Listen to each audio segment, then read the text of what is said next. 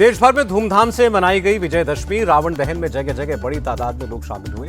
जम्मू कश्मीर के उधमपुर में भी रावण दहन हुआ, हजारों लोगों ने शिरकत की। शिमला में मुख्यमंत्री सुक्खू ने रावण दहन किया। दिल्ली में श्री धार्मिक लीला समिति के विजयदशमी उत्सव में शामिल हुई राष्ट्रपति द्रौपदी मुर्मू तीर चलाकर रावण का पुतला जलाया। दिल्ली में बारिश ने विजयदशमी प्रोग्राम में खलल डाला। आईपी एक्सटेंशन के प्रोग्राम में शामिल नहीं हो पाए प्रधानमंत्री मोदी। गोरखपुर में रामलीला कार्यक्रम में शामिल हुए मुख्यमंत्री योगी आदित्यनाथ। रामलीला मैदान में राम, लक्ष्मण और सीता की पूजा की भूमिका निभाने वाले कलाकारों की आरती की। सीएम योगी बोले, प्रभु श्री राम ने राम राज्य की स्थापना का शंखनाद किया। यह व्यवस्था हर देश, काल और परिस्थिति के लिए उपयुक्त है। दशहरे के मौके पर गोरखपुर में निकाली गई भव्य शोभा यात्रा। गोरक्षपीठ पीठाधीश्वर के रूप में मुख्यमंत्री योगी ने विजय रथ पर शहर का भ्रमण किया। जियो वर्ल्ड कन्वेंशन सेंटर में नवरात्रि उत्सव। फाल्गुनी पाठक के गानों पर नीता अंबानी ने डांस किया। शिवसेना यूबीटी की दशहरा रैली। उद्धव ठाकरे ने बीजेपी को अमीबा बताया। कहा, राज और मैं साथ रहने के लिए एक साथ आए हैं। उद्धव ठाकरे की बीजेपी को चेतावनी, हमारे हिंदुत्व पर सवाल मत खड़े करो वरना बीजेपी नेताओं के मुस्लिम टोपी पहने फोटोज का एग्जीबिशन लगाऊंगा। मुंबई के गोरेगांव में शिवसेना की rally. Deputy CM Eknath Shinde बोले, बाला साहेब ठाकरे का विचार हमारी संपत्ति है। विजयदशमी पर संघ प्रमुख मोहन भागवत ने शस्त्र पूजा की और पूर्व राष्ट्रपति रामनाथ कोविंद भी मौजूद रहे। मध्य प्रदेश के भोपाल में नशे में धुत लड़के की करतूत। रावण के पुतले में आग लगाकर भागा। कमेटी ने पुलिस से शिकायत की। विजयदशमी के अवसर पर जैसलमेर में बीएसएफ के आर्टिलरी रेजिमेंट में शस्त्र पूजा। बैनर पर ऑपरेशन सिंदूर लिखा हुआ था। कच्छ में रक्षा मंत्री राजनाथ सिंह ने शस्त्र पूजा की। जवानों को तिलक लगाकर विजयदशमी की शुभकामनाएं दी। रक्षा मंत्री की पाकिस्तान को चेतावनी, सर क्रीक में हिमाकत की तो करारा जवाब देंगे। कराची का रास्ता सर क्रीक से गुजरता है। दिल्ली में बीजेपी नेता स्मृति ईरानी ने धनुची डांस परफॉर्म किया। देशवासियों की समृद्धि की कामना की। बंगाल समेत देश के कई शहरों में मां दुर्गा की प्रतिमा विसर्जित हुई। लोगों ने नम आंखों से मां को विदाई दी। मध्य प्रदेश के खंडवा में दुर्गा विसर्जन के दौरान बड़ा हादसा। नदी में ट्रैक्टर गिरने से 9 लोगों की मौत।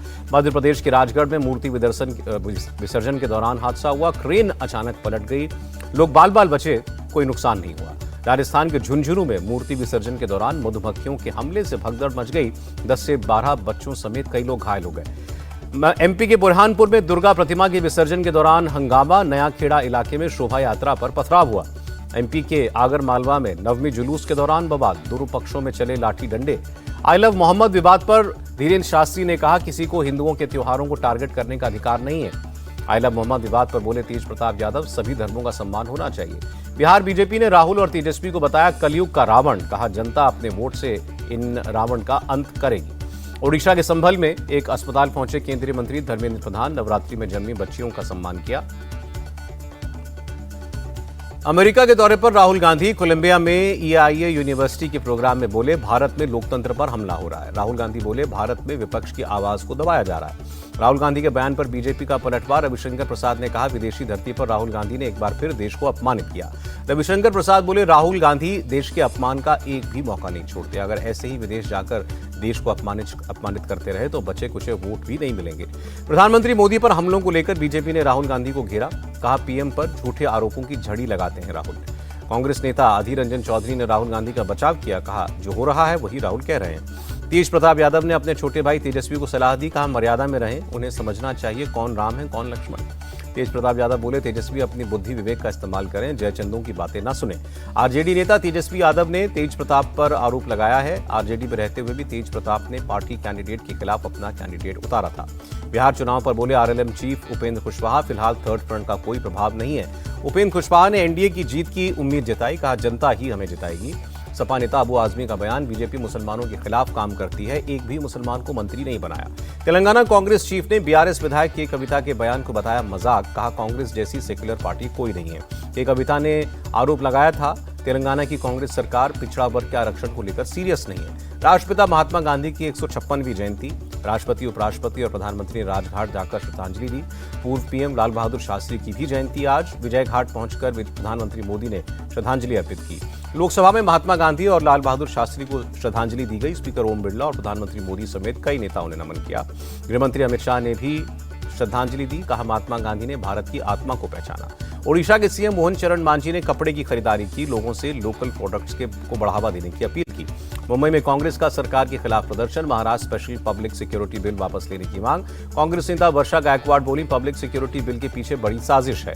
नागपुर में आरएसएस का शताब्दी विजयदशमी उत्सव समारोह में 21,000 स्वयंसेवक पहुंचे। विजयदशमी समारोह में विदेशी मेहमान भी शामिल, यूएस, ब्रिटेन, इंडोनेशिया और थाईलैंड के प्रतिनिधि शामिल हुए। यूपी के अयोध्या में आरएसएस के स्वयंसेवकों ने निकाला मार्च, भारत माता की जय के नारे लगाए। शताब्दी उत्सव समारोह में बोले आरएसएस चीफ मोहन भागवत, पहलगाम में आतंकियों ने धर्म पूछकर हत्या की और सेना ने उनको जवाब दिया। मोहन भागवत बोले, हमें अपनी सुरक्षा के लिए समर्थ बनना पड़ेगा। मोहन भागवत ने कहा, हमें आत्मनिर्भर होना होगा, आत्मनिर्भर होने के लिए स्वदेशी जरूरी। संघ प्रमुख बोले, अंतर्राष्ट्रीय संबंध जरूरी है लेकिन मजबूरी नहीं, अब उथल पुथल वाली क्रांति आ गई है। तमिलनाडु के चेन्नई में पुलिस ने 39 आरएसएस मेंबर्स को हिरासत में लिया, बिना परमिशन एक स्कूल में शाखा लगाने पर कार्रवाई। समाजवादी पार्टी के नेता अबू आजमी ने कहा, आरएसएस के लोग संविधान को नहीं मानते, वो पूरे देश को एक रंग में रंगना चाहते हैं। सीपीआई महासचिव डी राजा ने प्रधानमंत्री को चैलेंज दिया, कहा आजादी की लड़ाई में आरएसएस की क्या भूमिका थी ये लोगों को बता दें। डी राजा का दावा, स्वतंत्रता के आंदोलन में सीपीआई ने सर्वोच्च बलिदान दिया, पूर्ण स्वतंत्रता का सबसे पहले आह्वान सीपीआई ने किया था। कांग्रेस नेता उदित राज ने आरएसएस को बताया आतंकी संगठन, कहा यह हमेशा हिंदू मुसलमान को लड़वाता है। कांग्रेस चीफ खड़गे बेंगलुरु के अस्पताल में भर्ती, पीएम मोदी ने फोन पर बात की। यात्रियों से फीडबैक के लिए रेलवे का प्रोग्राम, अगले 1 महीने तक 2000 स्टेशनों पर अमृत संवाद कार्यक्रम होगा। मुंबई हमले को लेकर पी चिदम्बरम के खुलासे पर गिरिराज सिंह का बयान, कहा यह कहने में आपने बहुत देर कर दी। गिरिराज सिंह बोले, अगर तब मोदी सरकार होती तो पाकिस्तान को करारा जवाब मिलता। केरल में 1157 स्कूलों की बिल्डिंग अनफिट पाई गई, राज्य सरकार ने विधानसभा को बताया। लद्दाख में हुई हिंसा की न्यायिक जांच होगी, हिंसा के कारणों और दोषियों का पता लगाया जाएगा। लेह में कई दिनों के बाद बाजार खुले लेकिन स्कूल, कॉलेज, इंटरनेट अब भी बंद। यूपी के संभल में बुलडोजर चला, सरकारी जमीन पर बने मैरिज हॉल को तोड़ा गया।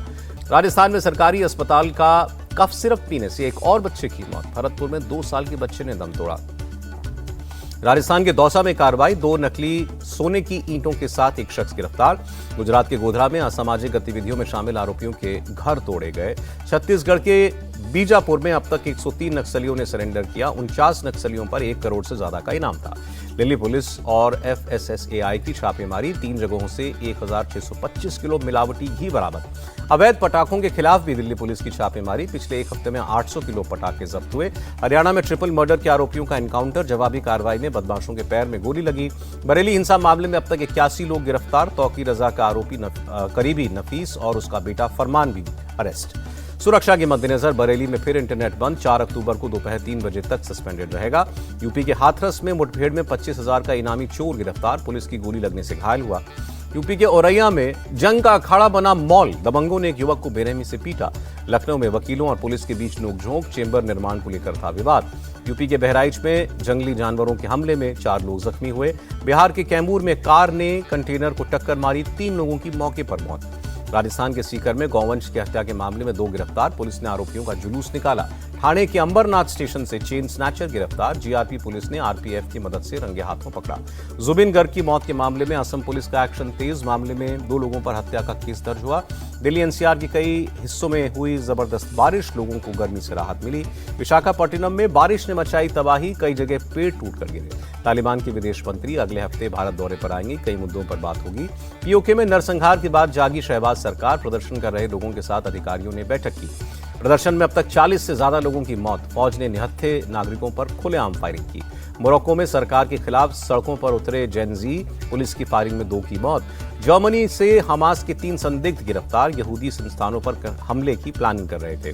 गाजा में इजरायल ने तेज की बमबारी, 21 की मौत। यूक्रेन के हथियार डिपो पर रूसी सेना की बमबारी, 100 से ज्यादा ड्रोन्स तबाह। मैनचेस्टर में कार से टक्कर के बाद 4 लोगों पर चाकुओं से हमला, पुलिस ने 2 लोगों को मौत के घाट उतारा। अहमदाबाद टेस्ट के पहले दिन का खेल खत्म, वेस्टइंडीज की टीम पहली पारी में सिर्फ 162 रन पर सिमटी। भारतीय गेंदबाज मोहम्मद सिराज ने 4, बुमराह ने 3 खिलाड़ियों को आउट किया, कुलदीप यादव ने 2 विकेट झटके और भारत ने पहली पारी में 2 विकेट खोकर बनाए 121 रन। जायसवाल 36 और सुदर्शन 7 रन बनाकर आउट।